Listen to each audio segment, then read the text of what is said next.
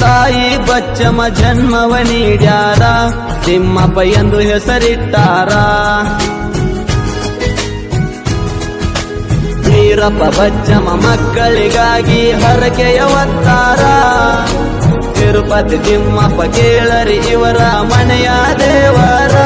ಹುಟ್ಟಿ ಬಂದ ತಿಮ್ಮಪ್ಪ ಹೆಸರಿನಿಂದ, ಬಚ್ಚಮ್ಮ ತಾಯಿ ಒಡಲಾಗಿಂದ.